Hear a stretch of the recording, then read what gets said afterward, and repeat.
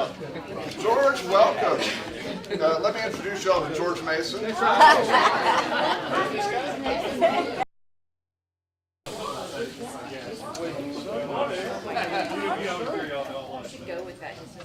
have a very simple lesson you're welcome to comment on today. Commenting is what I do. Yeah, it's good. Yes. The parable of the unmerciful servants. Which goes with the sermon very well, I think. Okay. Yeah. It did last week, too. Yeah. Well, you know, the Bible's sort of consistent on these things. You know, there's kind of one gospel, right? Anyway, all right. Very good. Carry on. Carry on. All right, good morning, everyone. Welcome. I want you to know Michael, who's sitting in the back and is with us today. Hi, Michael. And Gary, who's sitting here, who's first time with us today. And Sally's back, not a first timer, second or third timer. Yeah? But she's got a name tag. So, oh, very good, very good. If anybody wants one, I figured this out. Okay, Charlene knows how to make name tags now. I know how big to make it. Everything in her house. That's good. And y'all saw my email on this, but Harriet Mason is with us today for the last time. And we're very sad about that. So here's my ultimatum. No one else can move. No. No. Yeah, with the Gibsons and Harriet, we've reached our quota right now, so let's give it up. Yeah, but I think I'm going to learn how to go online and actually. Well, you should. We'd love you to be part of our extended class. Yeah, and I could be in my pajamas. You wouldn't even know. Right? That would be great. Well, one of our class members had been in communication with Lynn Blakeman, who's one of our members who usually sits right there, who's been gone for work. And Lynn, I understand you're watching us on live stream, and we're glad to have you with us almost in your regular seat. The perspective is very similar from the camera and there, maybe just a little higher on that. So, yeah, do remember, if you can't be here on a Sunday, that all of our lessons are live streamed. And if the lesson is so good that you want to go back and watch it again, you can always do that too. Yeah. Or if you want to go back and say, did he really say that, Steve? Did he mean that? Did I really mean that? Yeah.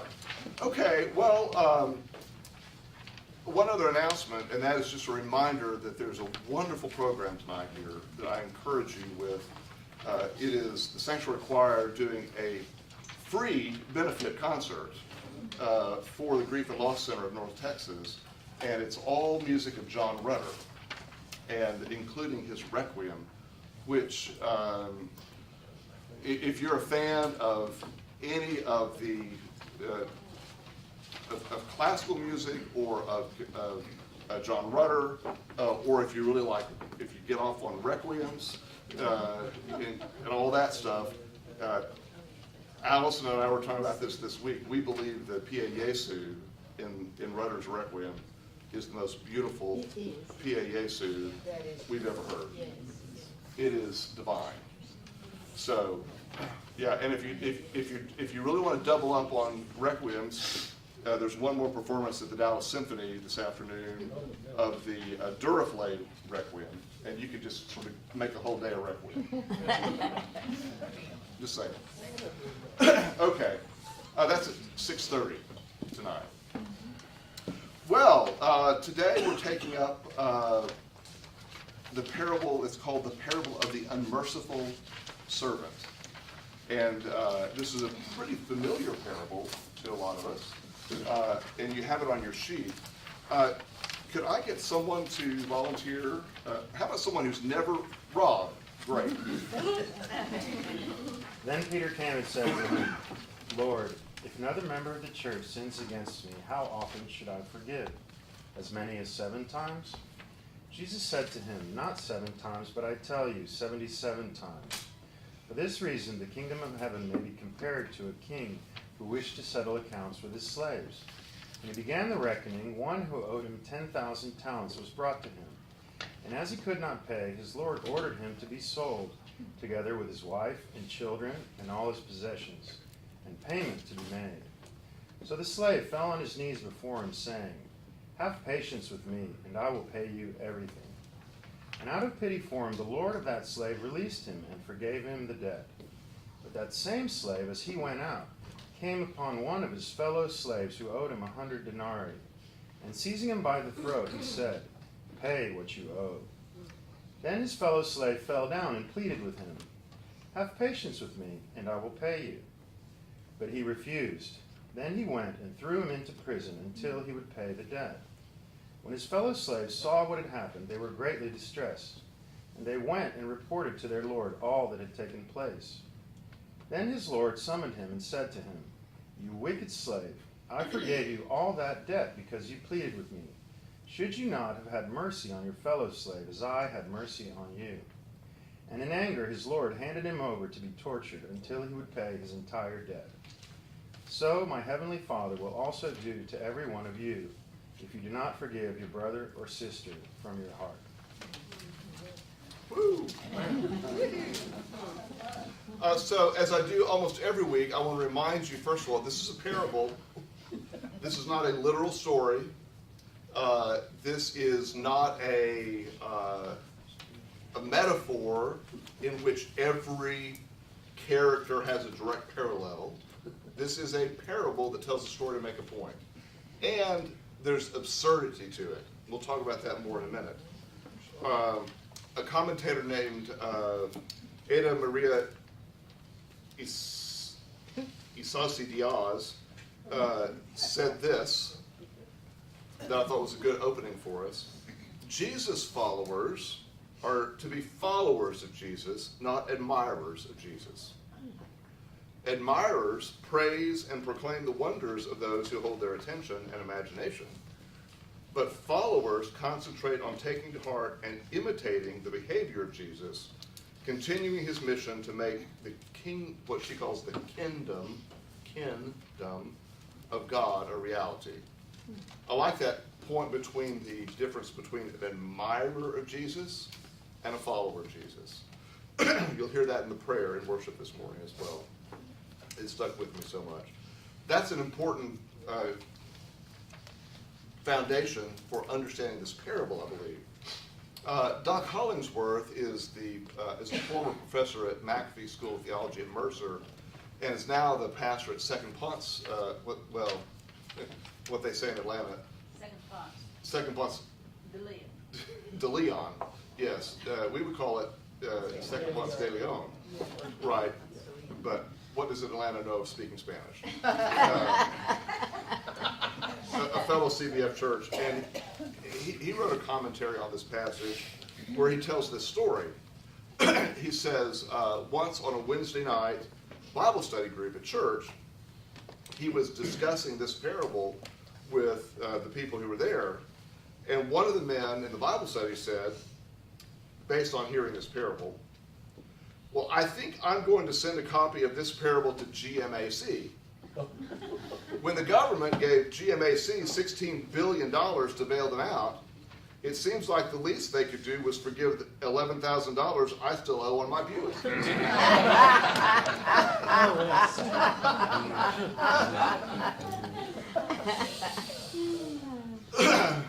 One more introductory comment. There may be hints in this parable of what's known as the biblical year of Jubilee.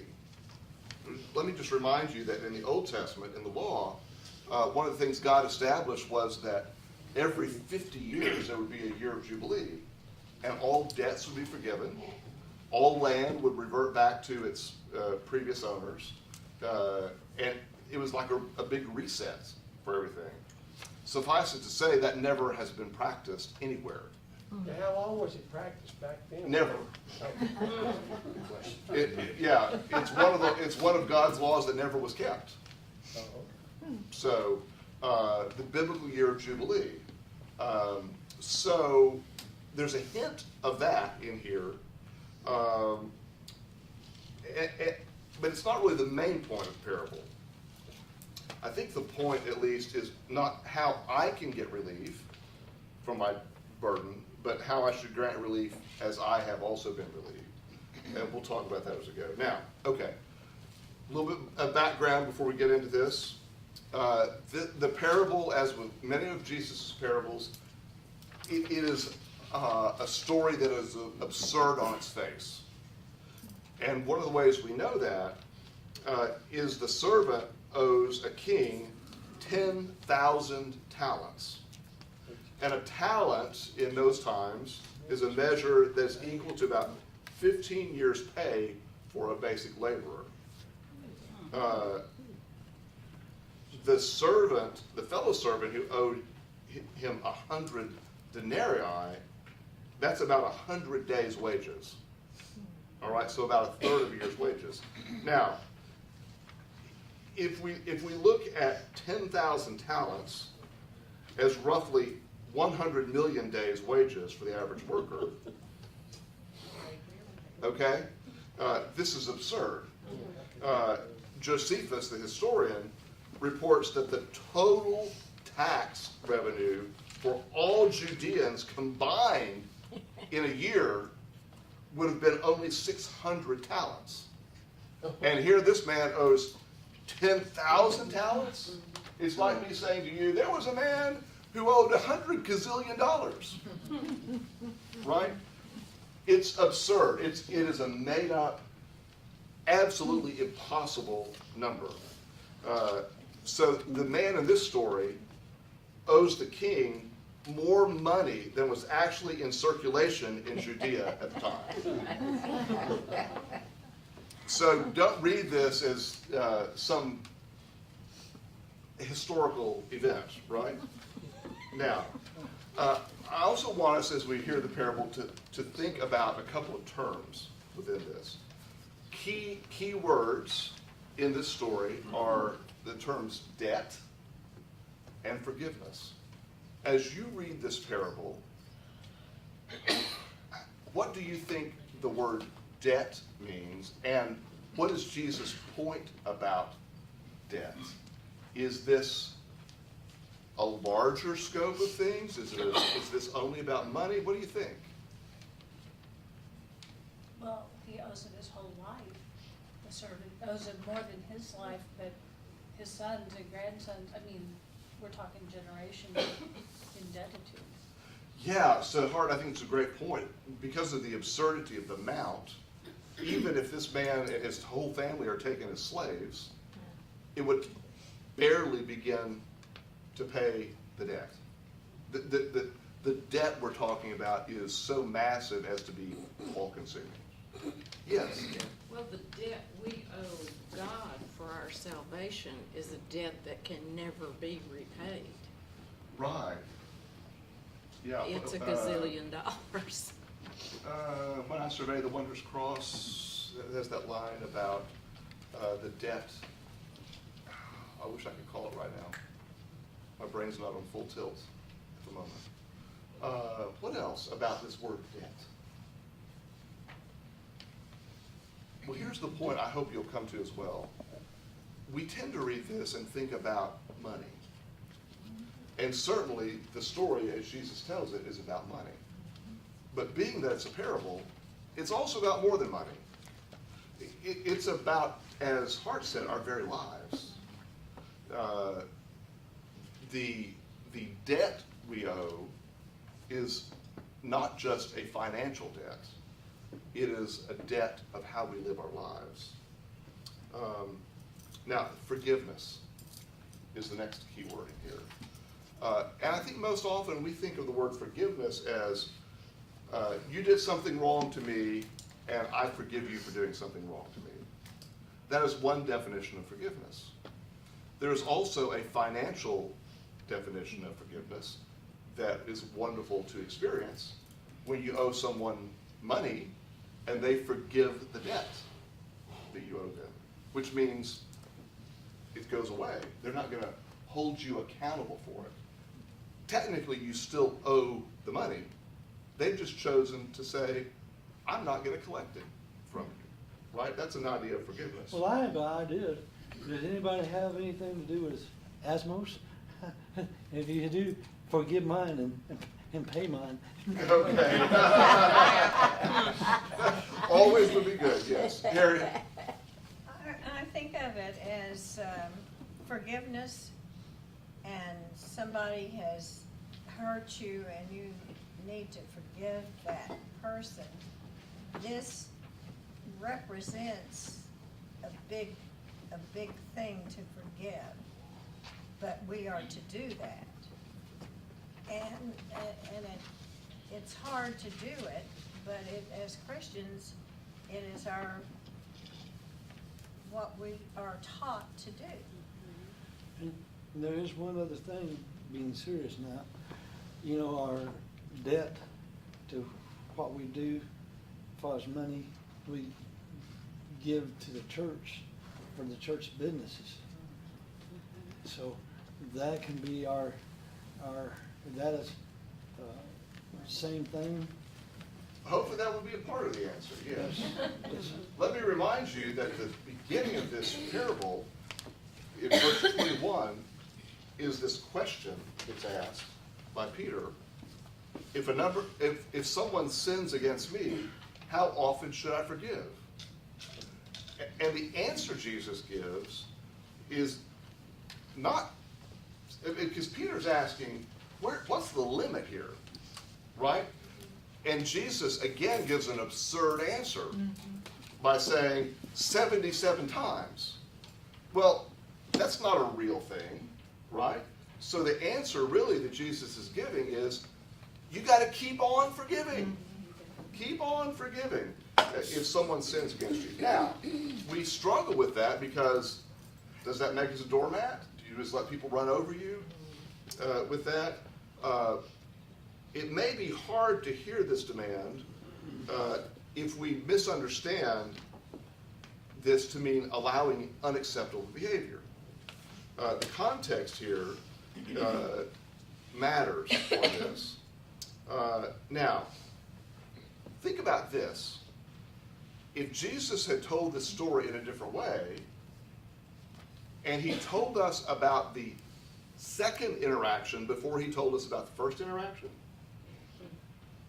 how would you hear the story differently? Right? So if the first thing we heard was the servant who's expecting someone to pay him the small amount that is owed, and we don't know yet that servant has been forgiven a much greater debt, we probably are going to be more likely to side with the servants, right? I think it's just. Yeah, it sounds good on its face, doesn't it? And I think the point there is most of the time we're approaching life and life stories from that vantage point, not with the full knowledge of what has been given. Unless it's us, and maybe even sometimes then we're not aware. Does that make sense, Carol Ann? Well, when you said that about when I surveyed the wondrous cross, Yes. the last verse is the best. It says, were the whole realm of nature mine, that were a present far too small, love so amazing, so divine, demands my soul, my life, my all. I think there you have it, right? With that. Okay, now, some of you are probably saying, yeah, I hear you, Jesus. But what about personal responsibility? Because this parable seems to glide over the issue of someone borrows money that you're really responsible for it. You shouldn't go into it expecting that it's going to be forgiven, right? We all have to be accountable for ourselves. Right? Polly? Well, I was just sitting here thinking that when Jesus taught the disciples to pray, the Lord's Prayer, it says, forgive us our debts as we forgive our debtors. And he used the word debts, not trespasses. Right. Right. Yeah. Could y'all hear Polly about the Lord's Prayer? This is exactly. Esther can't hear Polly. Nobody can hear. This is exactly the point, Polly, and it's a great connection. Now, I would say that we need to be careful in reading this story to see who acts with personal responsibility and who doesn't. Because the guy in the middle, the unmerciful servant in the story, is someone who's screaming about personal responsibility, but is not responsible himself. Isn't it? So this reminded me of about, well, it would have been 2009. I finally had it, and I changed gyms that I go to in the mornings because I was going to the Lake Highlands YMCA, and populated with old men who were lovely people. Keep in mind, 2009, all on Medicare and complaining about other people getting health insurance through what would become known as Obamacare. Right? You see the irony? Yes. Right? And I'm like, I can't take this anymore. I can't take it. Well, there were other factors as well. But sometimes we forget the benefits we've been given when we don't want others to have benefits. And you can apply that in a lot of different situations. Okay, the woman I quoted earlier, whose name I can't pronounce. The emphasis is not on the attitude and behavior of the master, but on the actions of the servant and on the consequences of such actions. The parable makes clear that the servant is held responsible for what he does and for the consequences of his actions. The master's understanding of human weakness and his being merciful do not trump personal responsibility. The servant is held responsible for what he does because the mercy of his master does not supplant or in any way diminish the responsibility of the servant for his behavior. Were the servant to choose to follow the master's lead and be understanding and merciful with others, he would be rewarded. However, since he chooses not to imitate his master's way of acting, he has no one to blame but himself for what befalls him. He brings upon himself a terrible punishment. It is done to him as he has done to others, as the Lord's Prayer indicates, forgive us our debts, as we also have forgiven our debtors. So, the point I want to make out of this is the parable is not saying anything goes. And it's not saying we ought to just be giving stuff away all the time.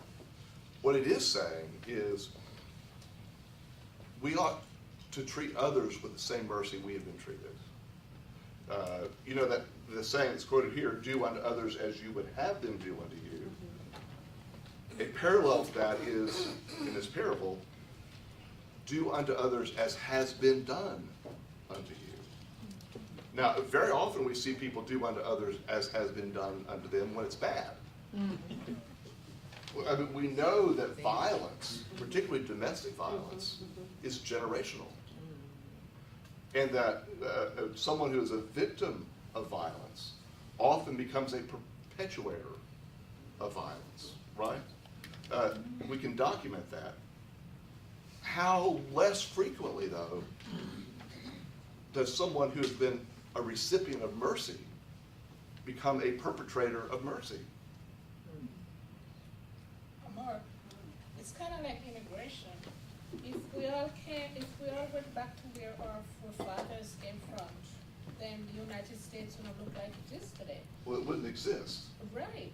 So, but now everybody who, if they arrive where they are and where they like, then they want to shut others out. And I personally kind of like Jamaica, so, you know, the Indians from Jamaica are all dead now, but I don't want to go back where my forefathers came from. I really like the Caribbean island. So I'm inviting anybody to come there. Well, so Gerard, I think the point you make is, in a lot of life, we know people, and hopefully we've not been those people, maybe we have, who achieve a certain level of whatever. And we earned that, we deserve it, but we don't really want anyone else to get that certain level. Whether it's being go back to high school here for a minute, okay? Always a great example of social interaction in high school, where maybe someone's striving to be in the in group of kids at the cool kids table, and once they get there, they don't want anyone else to be at the cool kids table with them, right? they suddenly become the judge and jury of everything. You know what I'm talking about? And I think that goes on into adulthood as well, right? Other thoughts on that? Well, movies are made over that particular Oh, yeah. social event. That's so common that it's in a lot of movies. Uh-huh. Yeah, excellent. Well, another thing this does not say is the equivalent of forgive, but don't necessarily forget. You don't, if you've forgiven, let's just go on with the money thing. If you've Right. forgiven a debt somebody owes you, you can't carry that anger and all that garbage around forever. You forgive it. But if that person asks for money again, you don't have to loan them any more money. Yeah, this is not, again, it's not saying be a doormat. But the other thing I would point out about forgiveness in that regard, one of the reasons not to forget is because of the joy of the forgiveness. Particularly if you're the recipient of forgiveness in some way. Don't forget. Right? Okay, my quote from Reflections for the week. Forgiveness doesn't excuse a misdeed or wrongdoing, but it frees up the person who is doing the forgiving. Excellent point. It's actually one of the points I wanted to make in a few moments. That if you think about your capacity to hold in whatever it is you hold in your life, knowledge, feelings, whatever, I think we could agree that we all have a limited capacity to hold so much in. And when you're holding in a debt as either the giver or the receiver of the debt, and that is held over you, or it's occupying you, it takes up space that something else could be in that's more positive. Right? I don't want people to think I'm over here laughing and I'm losing my mind, but when you said that just then, you hold something in for so long and you can't hold it in anymore. When I'm driving Neil in that big old van that we've been blessed with, more people than you know will come within about this far of pulling right in front of you. And I can only hold it in so long. I want to chase them down and run over them. I think that's another lesson, Caroline. We'll have a lesson on anger, and I'll bring in a substitute teacher that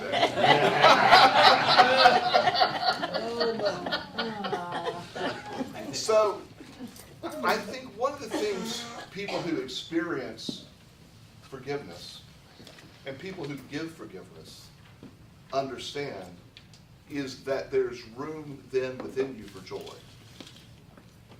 And certainly, we know people who are so consumed with anger over the debts they owe or are owed that they have no room for joy. I highly recommend the movie I Can Only Imagine. That is really all about forgiveness. Are you familiar with the story? Roughly, but go ahead. Yeah, I had never even heard the song, but it's the story, the movie is the story of the guy who wrote the song, and he grew up in an abusive household, a very abusive father, and he left home right after high school to make his way as a singer. And received the message from this music. I mean, he was very talented musically, and this, not arranger, but somebody they wanted to have manage their band career, saw him and said, "Yeah, you're good, but when you start writing and singing from your heart, contact me again." And ultimately, the young man at that time decides to take a break and go back home. He felt like he had some additional work to do. And unbeknownst to him, his father had pancreatic cancer. And there was this forgiveness phase that he had to go through. And his father, who was not a believer, also had to forgive himself. You know, he goes, how can God forgive me for all of those awful things I did? And it is just a marvelous story. Take tissues. And it is all about forgiveness. And there's a link at the bottom of the movie, you know, forgiveness.com or something like that. But I think. Well, I think that's such a good point, because I think ultimately, as we've talked today, I've thought about the person that I need to forgive the most is me. I mean, I'm the one that's the hardest on myself, that whether it's deliberate or not, separates myself from God. And I've had to be so forgiving of myself for the things that I do wrong. You know, I'm perhaps fortunate that not too many people do me wrong, but I think I'm my hardest critic, and to forgive myself has been the hardest thing. So. Good point. What do you think the relationship is between being able to forgive someone and them asking for your forgiveness? Yeah, that's a whole can of worms, isn't it? I mean, do you think that has to do with it, or? Well, I think it's a factor. We could get off on a line here where you can forgive someone whether they've asked for it or not, or want to receive it. And the other side of that we've talked about in here before, I think, is the ability to offer forgiveness that's not accepted. Is the flip side of that, really, right? The point of this particular parable, I think, is to be willing to understand the mercy we've been given and offer the same mercy then to others. And that goes back to my point that often people who've not known mercy don't want to give it to others. So here's the way that plays out. I'm thinking of a case of someone who's been raised in a family of origin of a certain kind of dysfunction. Fill in the blank, whatever that dysfunction is. Unless someone or something intervenes, that becomes the norm, and that person will then create that same dysfunctional environment in the family that they have, right? And it sort of goes on and on and on with this, unless something breaks the cycle. And the issue that I think Jesus is getting at here is this idea of forgiveness of whatever also carries on and on and on. If you think about some of the most unhappy people you know, you may know their backstory, you may not, but I would dare say 9 times out of 10, there's something in their past that has caused them to be so angry and mean, right?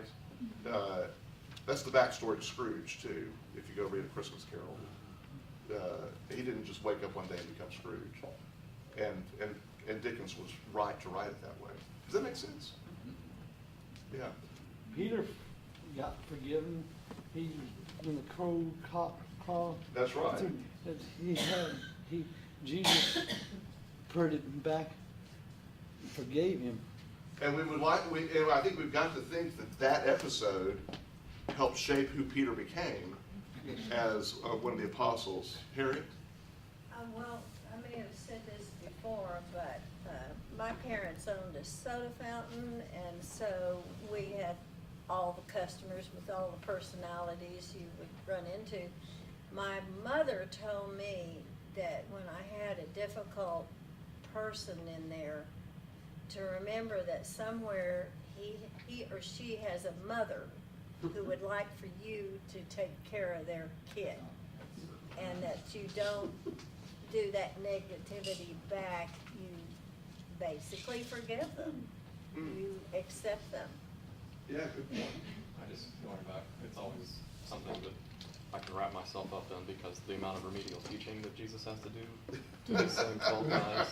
Because earlier at the end, I mean, speaking of Lord's Prayer, at the end of that, literally he's not teaching in a parable, and he says, this is how you do it.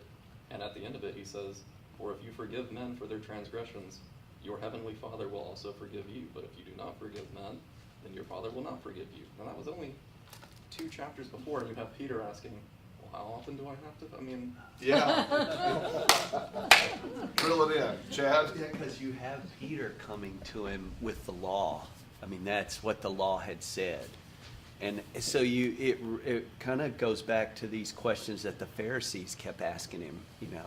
And so he basically saying in this is that to be a part of the kingdom, you have to go beyond that law. And so the law says this, but to be a part of the kingdom, we do this now. Now, here's the next problem that you just set up. There's an element of judgment in here that makes us very uncomfortable. Because according to the parable, yeah, bad things are going to happen if you don't forgive other people the way God has forgiven you. Well, that seems sort of antithetical to the rest of the message of Jesus. How do we get around that? Answers? Caroline? One last statement. I'm sorry I'm talking so much, but the thing about it is, I think I pay the most if I don't forgive someone. Because, I mean, if I stay mad at somebody and I don't forgive them, then that just upsets me and makes me really unhappy. And I pay for it in the long run more than... So Caroline has an excellent point here, that one of the greatest punishments for anger is what it does to you. Forgiveness, lack of forgiveness, anger, whatever. The things we hold in that eat away at us. That's an excellent point. Who else? Mark, I noticed, based on the debt you talked about that he owed. Yes. This says he was tortured until he paid all that? Which is eternity. Which is Right. Yeah, excellent point, David. Excellent point. I have a question. There are no angels in this story. I know there are no. It's a parable like this about forgiveness. I'm just wondering, how many times did Jesus forgive the people who were doing the things before he overturned the table? You know. Did Jesus follow his own advice in the temple? Yeah. He just went in there and was angry and just overturned the tables and ran them out. Did he forgive them 70 times 7? Because we only read that they did it once. Wow. Okay. You talked about being a follower rather than an admirer Yeah. or something. Well, I don't remember the other word, but being a follower may mean you don't understand everything. Let me just be quick to add, this is a parable. It's not a policy manual, it's a parable. And I think the overall teaching of Jesus also is that there is a need for justice in the world. And if you take this parable only to its extreme, again, anything goes, right? You're never going to hold anyone accountable for anything. And I think Jesus, in the bulk of his teaching and the message of the Bible, has a much greater message of concern for the poor, which is what turning over the tables in the temple was about. They were making a profit off of the poor people coming to the temple and having to buy sacrifices. So again, context, but it's a great question. So this yes, Mike? So I guess the ending of this troubles me a little bit, but maybe it was... It should. It was written for the times. I guess I always thought of forgiveness as always unconditional. This implies a condition. It's kind of got the fear of God message in it, which I've never been convinced that, God is one that instills fear in everybody, and that's, I'm not a big Yeah, eraser of I that. agree. And this is why this is problematic.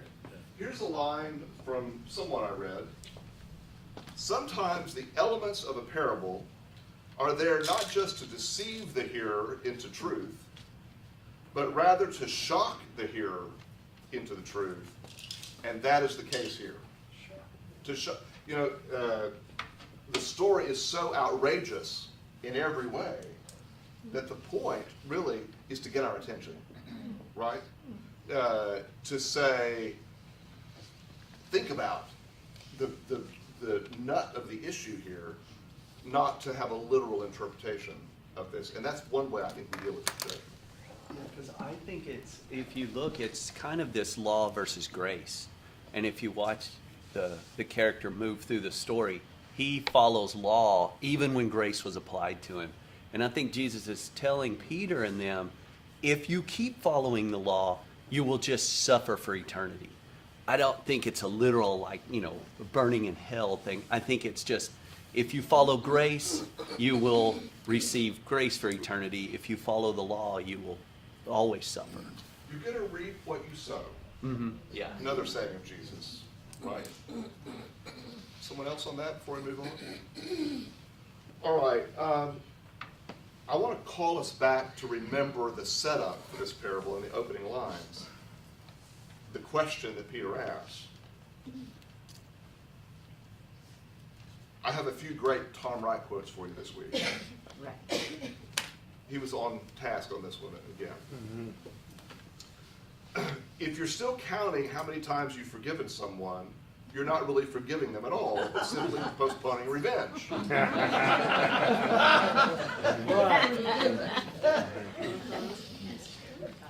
70 times 7 is a typical bit of Jesus teasing. What he means, of course, is don't even think about counting, just do it. Yeah.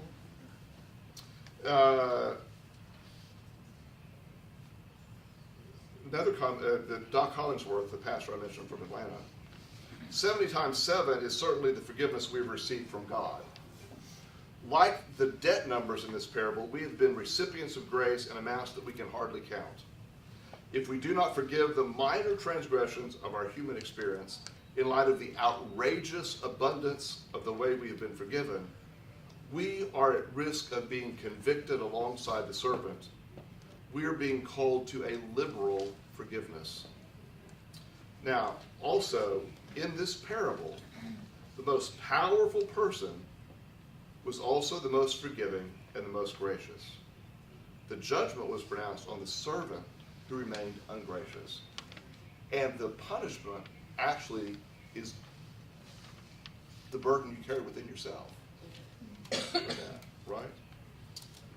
Tom Wright says, every time you accuse someone else, you accuse yourself. Every time you forgive someone else, though, you pass on a drop of water out of the bucketful that God has already given you. The key thing, he says, is that one should swallow, is not that one should swallow all resentment and forgive and forget, as though nothing had happened. The key thing is that one should never, ever give up making forgiveness and reconciliation your goal. If confrontation has to happen, as it often does, it must always be with forgiveness in mind, never revenge. Now that frames it just a little bit differently. To hold people accountable with a view toward forgiveness rather than a view toward revenge. I sort of like that. That's, who's going to throw the first stone? It's like that, yes. And we all are sinners. Forgiveness is like air in your lungs. There's only room for you to inhale the next lungful when you just breathed out the previous one. If you insist on withholding it, refusing to give someone else the kiss of life they may desperately need, you won't be able to take any more in yourself and you will suffocate very quickly.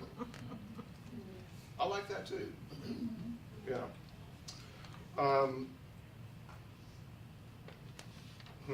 Another pastor says,